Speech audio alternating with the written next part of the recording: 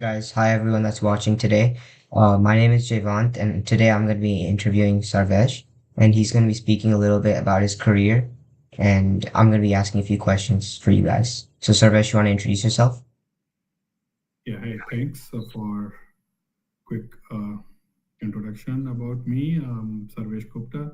So currently I'm working in Oracle as a senior principal engineer, and I have been architecting large scale databases, distributed databases. So my expertise in distributed database. So I work on a very popular product from Oracle called the Oracle Globally Distributed Database.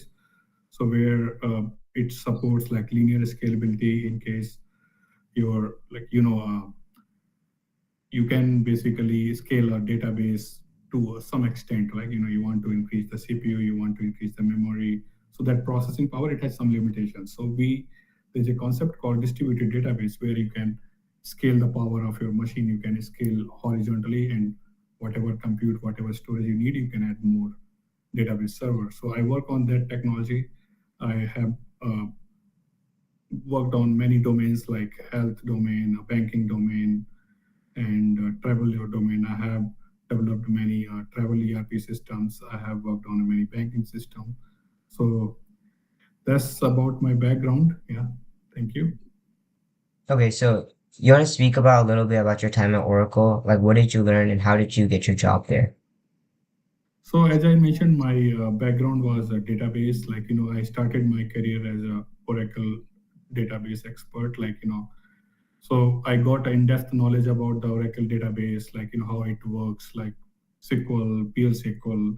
So as I mentioned, I worked for many previous organizations like Interglobe Technologies, Sapient, Cognizant. Prior to Oracle, I was working with Cognizant Technology Solutions as a architect and manager projects. So there, I designed many systems in healthcare, life science domain. So I got a full expertise in database, and we worked on many cloud migrations, migrating on-prem load to a cloud. So I got a deeper expertise in that Oracle database. So then after some time, I was looking for a good opportunity because the data, as data volume is was growing, and you need some kind of technology where the massive growth of data can be handled. So next generation solution was the this Oracle globally distributed database. So they were looking for a person who has expertise in Oracle database, and who can basically support their development, support their customer POCs, interact with customers. So I interviewed with Oracle, and they found like I'm the right fit because I have a rich Oracle background. I understand the Oracle database very well, and that's how I landed the job in Oracle, and I got landed in a product domain called a distributed database. Okay, interesting. So I was also just looking at your slide really quickly, and I saw that you started off in India. So I'm assuming now, are you in the US or are you still in India? I'm in USA. Yeah, Okay, I. so, oh, Mhm. sorry, you can continue. Yeah, I'm in USA. I came to USA in 2013. Yeah, Mhm. and then I got my experience with various companies, as I mentioned, Sapient, Cognizant, where I worked on many analytics workload, data analytics kind of workload, many distributed processing systems, so yeah. Yeah, yeah. So could you tell us a little bit about your journey from India into the US? And I think on your slide it also mentions that you grew up with like limited access to tech and stuff. So how did you like surpass those sorts of struggles and try to come to the US to try to get a job here? Yeah. So as I mentioned, I started my career in India, and I started with a company called Interglobe Technologies. So there I worked on Oracle database, and we built a custom ERP system using Oracle Forms and Reports. That time it used to be called T2K, which is Mhm. basically used for rapid application development. You could design some forms and reports. With that, it gives you a rich UI, and the backend work could be handled through a PL SQL. So I got a good expertise with this Oracle database, Oracle Forms and Reports. And after that, I switched my career. I moved to Sapient Corporation.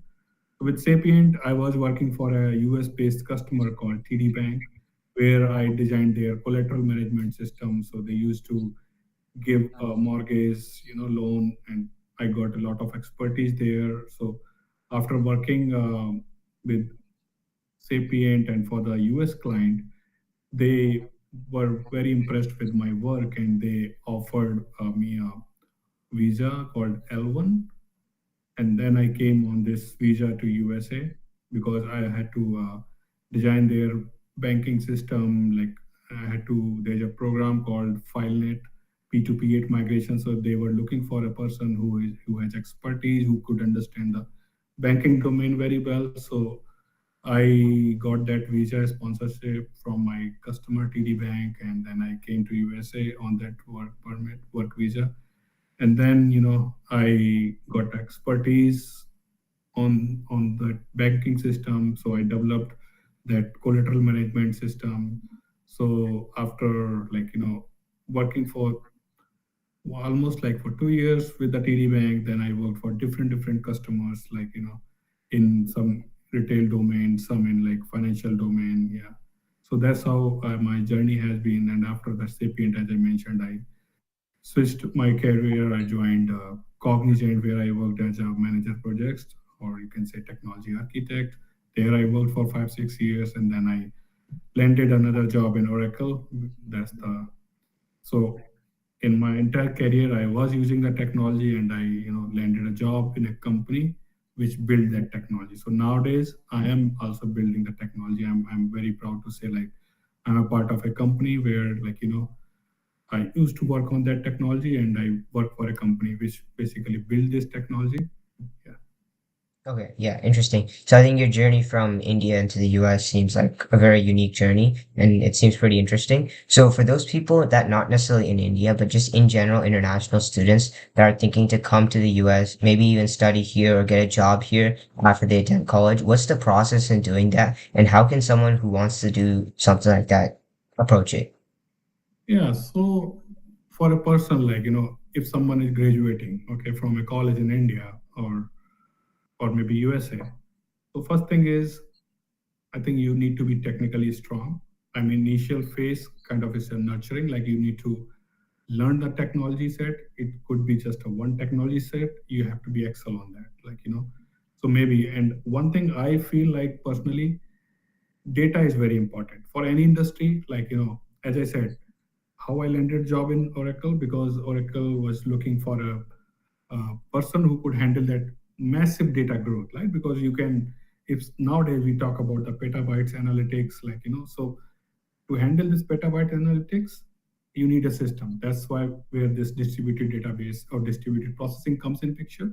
So I would say, get this data thing handled. So whatever technology you are learning on, like, try to keep in mind data is the kind of asset.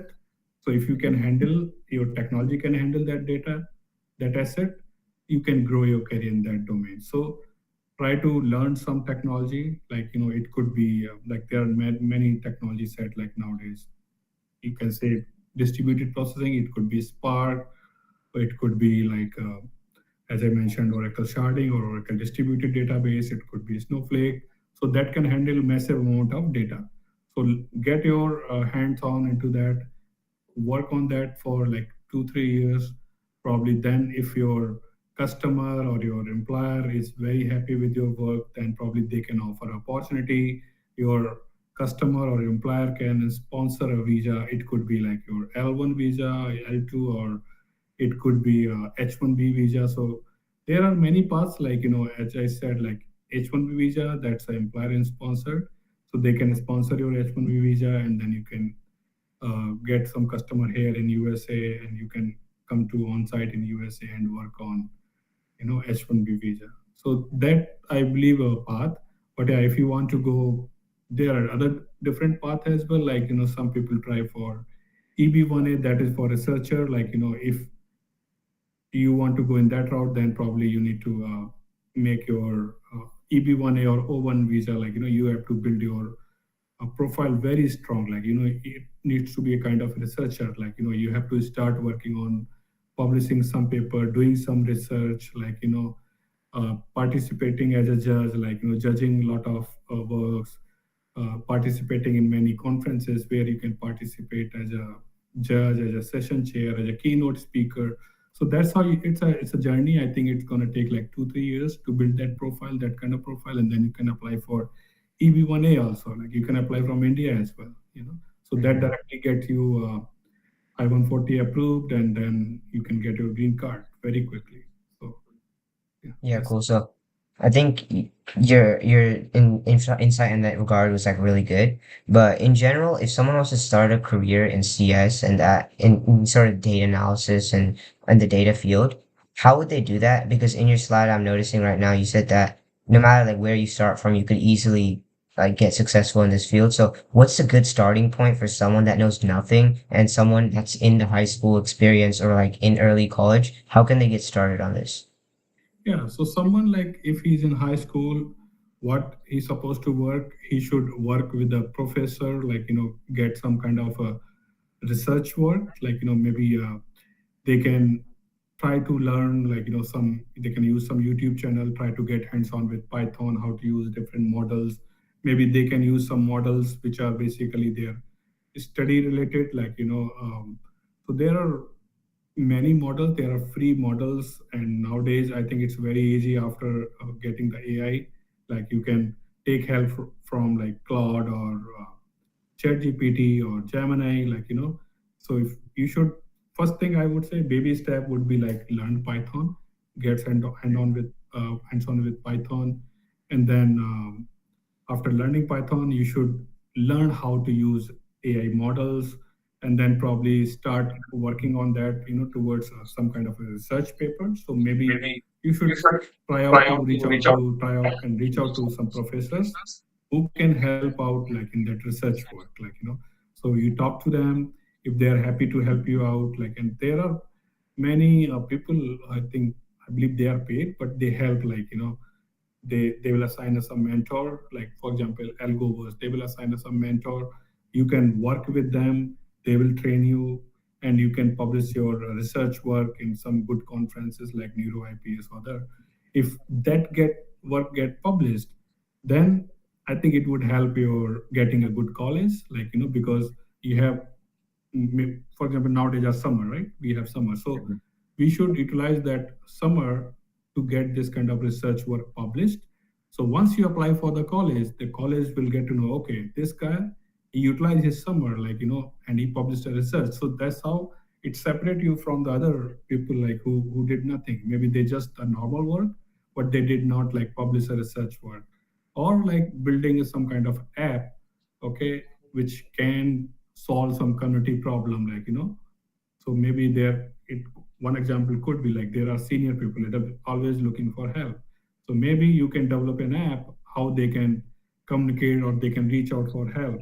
So this kind of idea you can work on it, and you will get some kind of hands-on experience which would help in your college application, as well getting an internship opportunity. Like once you are in your senior year, you can reach out to some people and get internship opportunity. So that way, before college you have some kind of hands-on experience, and after graduating from the college you will have good in-depth knowledge, technical knowledge, and that will separate you from other profiles. Like suppose there are 100 people, then obviously you will look unique, right? Yeah, yeah, obviously. So in terms of getting started in research, like what's a good way to contact mentors or like how did you contact a mentor to help you with research or did you do it on your own? Or like what's the best way to get started in research in general? Yeah, as I mentioned, there are many ways. First thing you could do, like for example, I'm in St. Louis, Missouri, right? So what I can do, I will identify what are the good universities here, right? So I will go through their university page.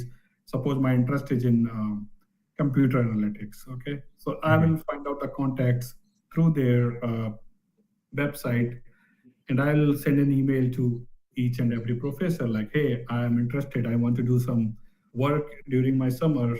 Can you please help me out? Can you guide me, or can you engage me in some work which you are already doing?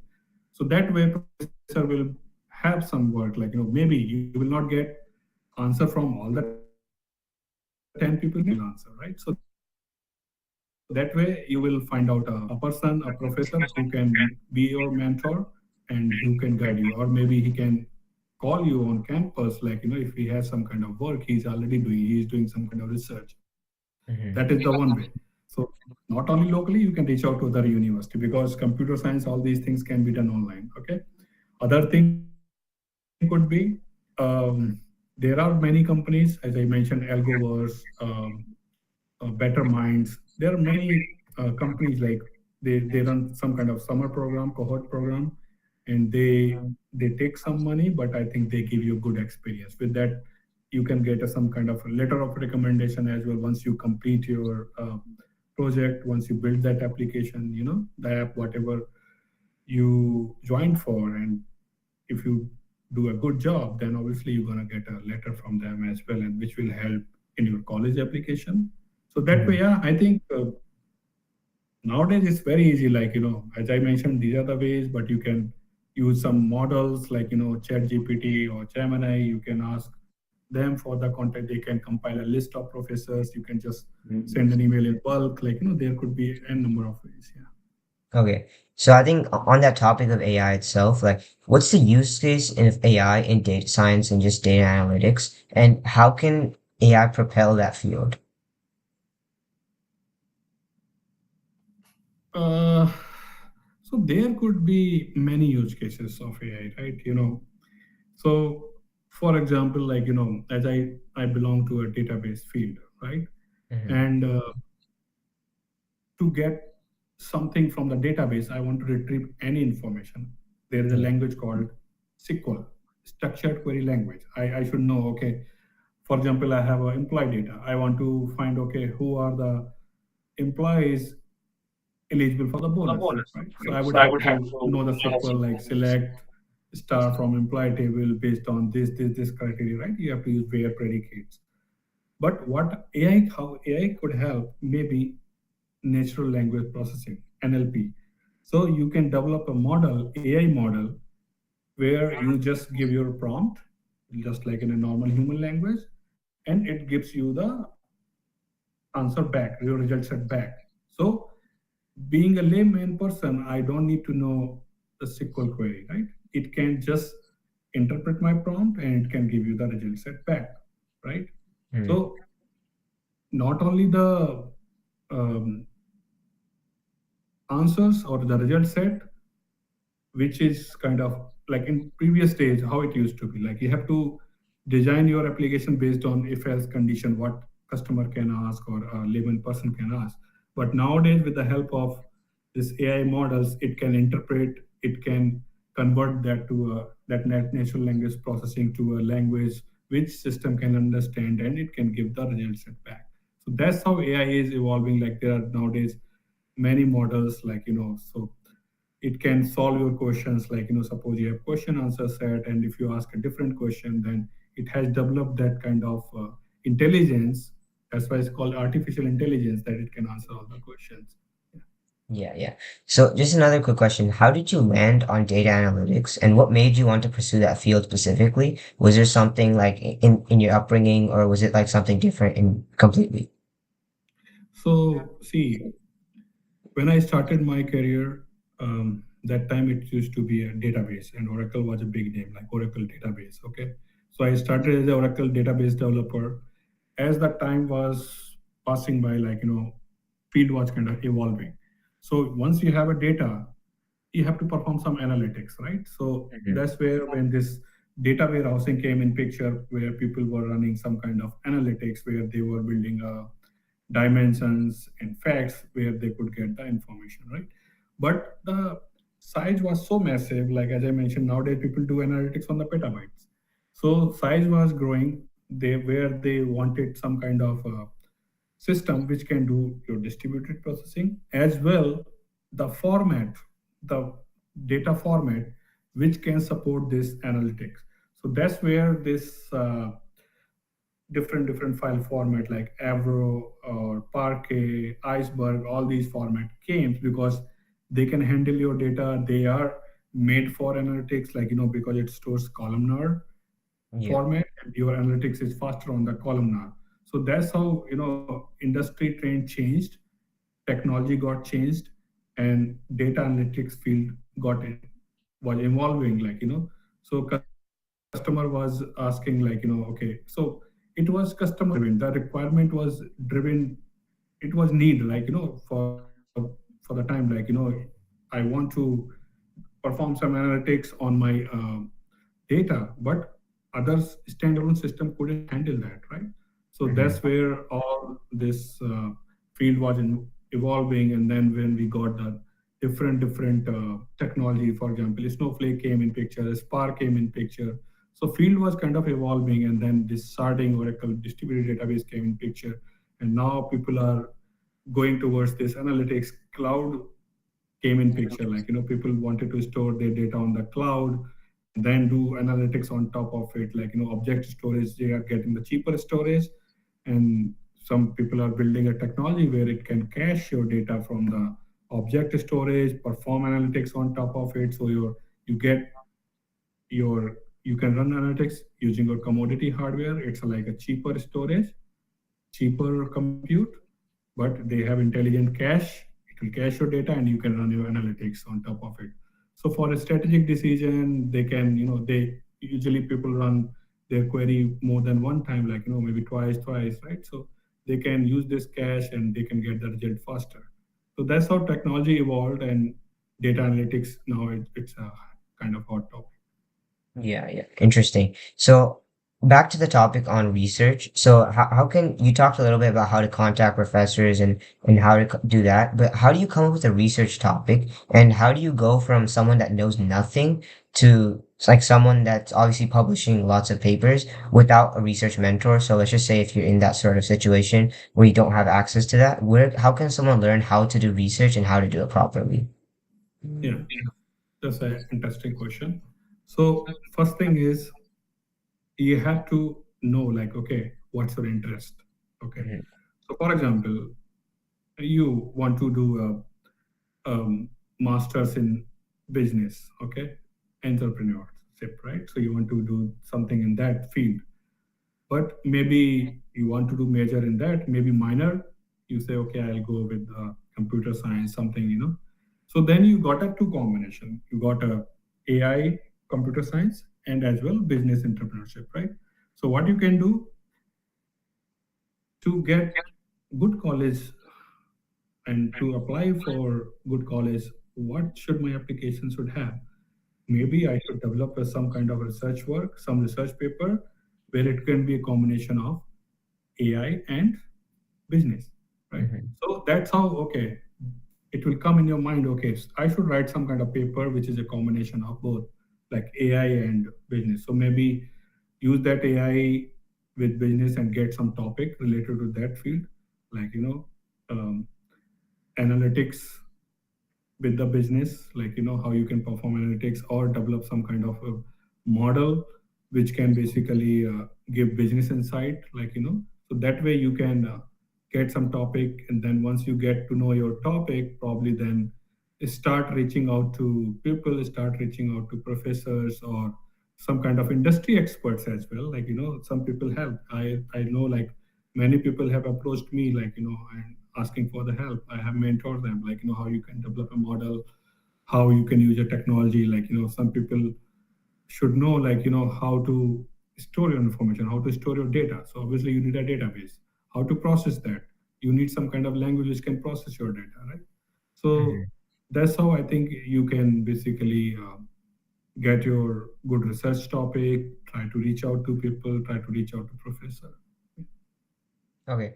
I think that this entire talk has been really insightful. And just like one last thing to end off, you talked a bit about mentoring other students. So would you be able to mentor some of the people from DSH? Is that an opportunity that you'd be willing to do? Sure, I'll be happy to do that. Yeah. Okay, so what's the preferred method to contact you? They can reach out to me over LinkedIn. Mhm. Yeah, they can Okay. find me on LinkedIn. Yeah, Yeah, so we'll add your LinkedIn to the description of the video so people can contact you through that.